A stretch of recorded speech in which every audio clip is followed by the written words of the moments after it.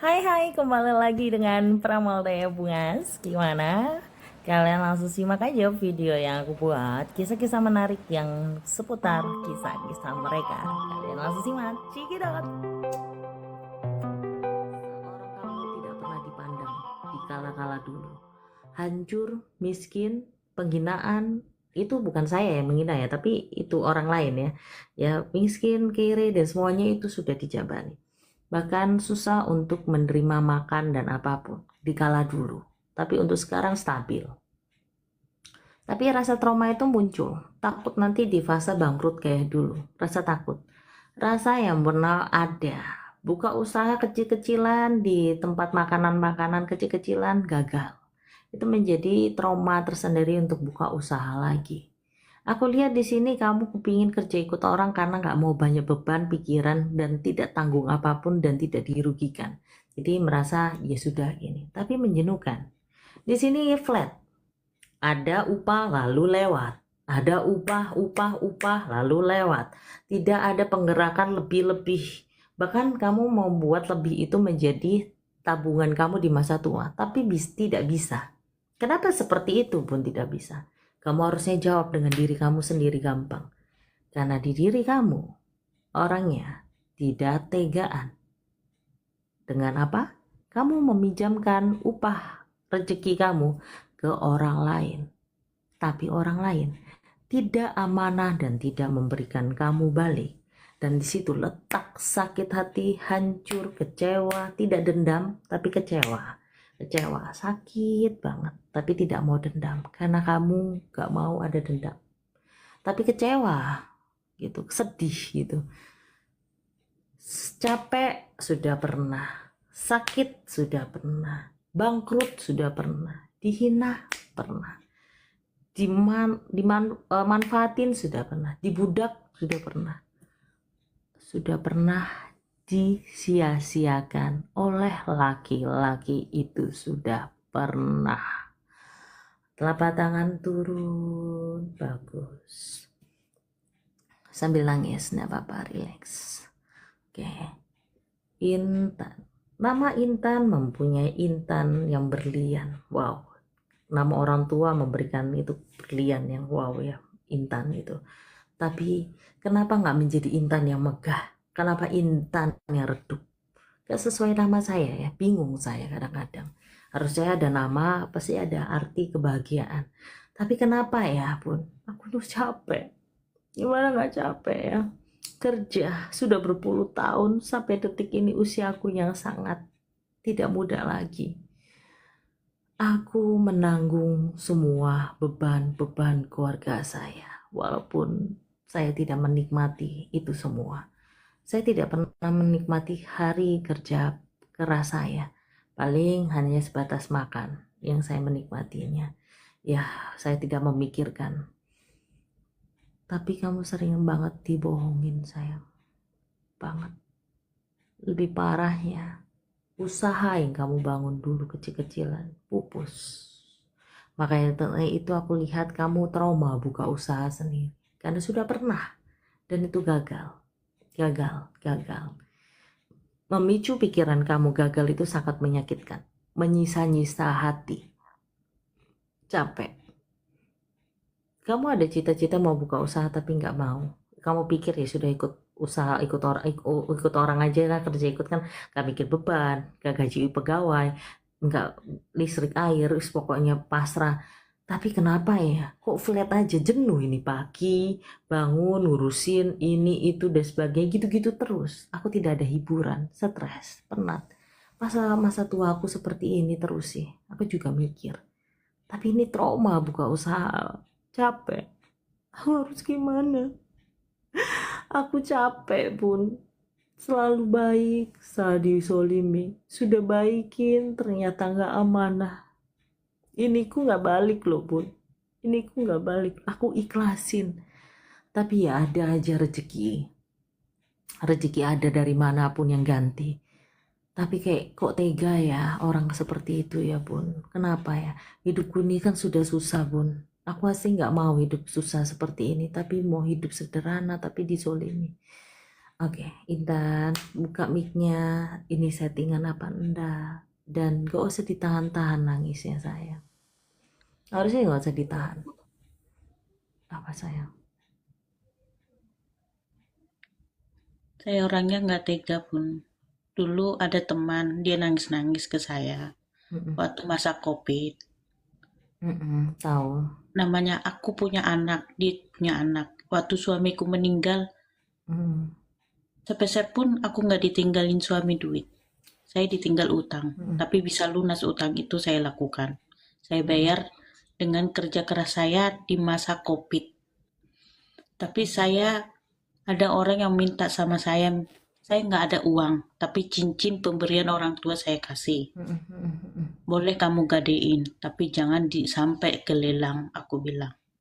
Tapi semuanya dijual dia. Tapi aku tetap tanggung jawab cincin pemberian orang tua. Waktu aku pertama sekali datang ke rumah orang tuaku, dikasih cincin itu. Cincin itu dikasih ada 3 macam. 10 gram kalau di Medan mayam. 3 mayam, 1 mayam sama 2,5 mayam. Saya milih yang kecil, tapi mama ngasih yang 3 mayam. Karena saya dilihat mama jari tangan saya kosong. Dikasih, saya minta. Saya balik ke Jakarta, saya memulai usaha dengan kerja di rumah orang. Saya dulu gaji 3 juta. Tapi di samping itu saya bayar-bayar utang. Tapi semuanya selesai. Nggak ada yang nggak selesai. Karena aku harus wajib bayar utang walaupun suami saya meninggal.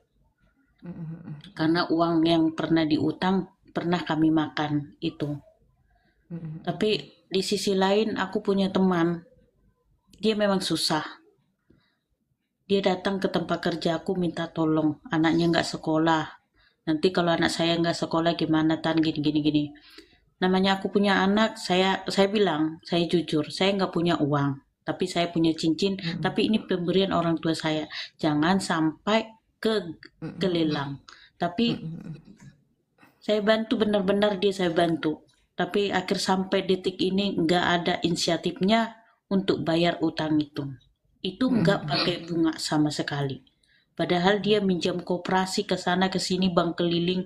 Kenapa nggak niat bayar ke aku gitu? Tapi aku banyak orang yang nipu saya. Aku bilang, ku ikhlaskan pun nggak apa-apa. Aku bilang, rezekiku pasti dapat dari mana aja. Pasti Tuhan akan menolong langkahku kemanapun aku berada. Aku bilang. Tapi berkali-kali aku dibohongin orang. Tapi sekarang udahlah, aku stop lah. Aku hanya bertanya diriku sendiri, saya nggak mau lagi nolong orang. Saya mau mikirkan Betul. anak saya. Anak saya ada Betul. 3. Tiga-tiganya itu nggak ada dari keluarga suami membantu saya. Hanya dukungan dari orang Bagus. tua saya yang bikin aku bangkit. Itu aja. Aku cuma tahun ini udah tutup untuk nolong orang. Kalau dia nangis mau apa, udah cukup stop. Pinter. Jadi saya sekarang gaji saya hanya untuk buat asuransi buat anak, uang sekolah, bayar asuransi yang lain lagi. Itu sekarang. Sewaktu-waktu aku nggak ada, anakku udah punya uang. Itu yang sekarang aku ini. Oke. Tapi apa yang aku sampaikan ini settingan atau enggak? Apakah ini real? Itu semuanya benar. Itu semuanya benar. Apa yang Bunda bilang itu semuanya Benar kenyataan. ya.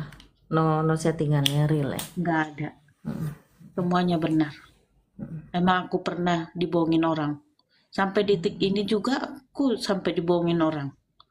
Tapi Nggak capek. saya nggak mau nolong lagi. Iya. Saya udah pulang ke Medan, setelah saya 8 tahun nggak pulang ke Medan. Bulan 6 kemarin saya bisa pulang itu, saya minjam duit teman saya yang kerja di sini juga. 4 juta.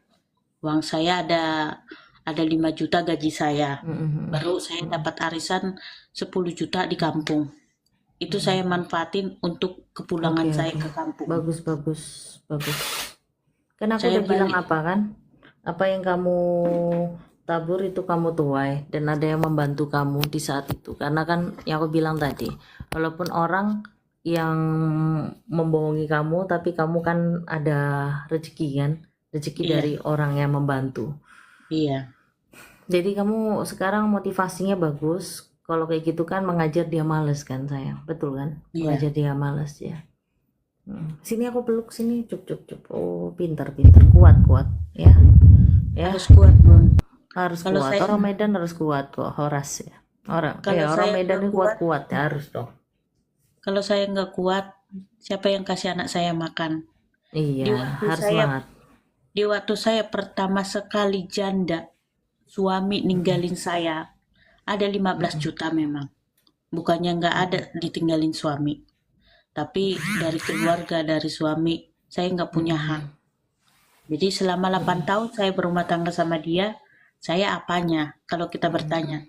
Cuma saya, ya Iya, udahlah, uang 15 juta itu masih banyak di luar sana lebih dari aku dapat. Itu aja. iya, iya. Saya nggak miskin gara-gara uang 15 juta. Tapi saya, namanya kita nggak pegang uang sama sekali ya Bun. Cuma 100 ribu aja yang aku pegang. Pasti pikiran kita gimana ya, kosong. Kosong. Betul Kita betul. mau kemana, Iya, mau iya, kemana, betul betul. kita bingung. Mau Iya, iya, makan aja betul kita betul. bingung. Betul. Tapi aku cuma bilang sama Tuhan, kalau memang Tuhan kasih jalan sama saya, kasih. Kalaupun enggak, saya berterima kasih. Tapi Tuhan selalu kasih jalan, apapun yang aku ambil, selalu ada jalan. Pertama aku dulu pembantu rumah tangga, gaji 1.800.000. Udah itu saya dikasih tunjuk teman jadi suster. Tapi gaji 2.500.000. Aku pikir-pikir nggak cukup buat anak sama bayar utang. Tapi di sisi lain ada teman, udah kamu masuk yayasan. Oke. Saya masuk Oh, ya. yayasan. Saya baru di situ mulai tahu gimana rasanya bekerja itu, dan aku disitulah aku banyak orang yang bohongin aku di saat aku bangkit. Itu Sekarang pelajaran kamu lah. sudah paham ya. Pelajaran buat kamu jangan diulangin lagi ya sayang ya. Bagus. Iya, Bu. Jadi kisah kamu dari berakit-rakit dahulu bersama-sama pemulihan, tetap berdoa ya sama di atas, itu fokus.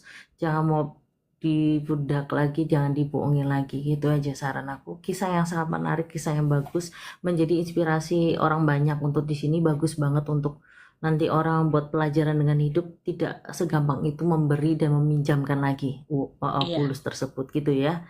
Oke, Iya. rasanya bagus untuk menjadi pembicaraan seperti ini ya. Ya rasanya cukup, nanti kalau ada perlu apa-apa bisa SS kirim ke aku, gitu aja ya. Oke Oh, ya. iya. God bless you too ya. Gimana ending-ending kisah-kisahnya mereka menjadi inspirasi kalian, atau lebih baik dan lebih buruk dari kisah kalian, atau gimana? Kalian bisa komen dan jangan lupa subscribe-nya juga ya. Oke, ditunggu.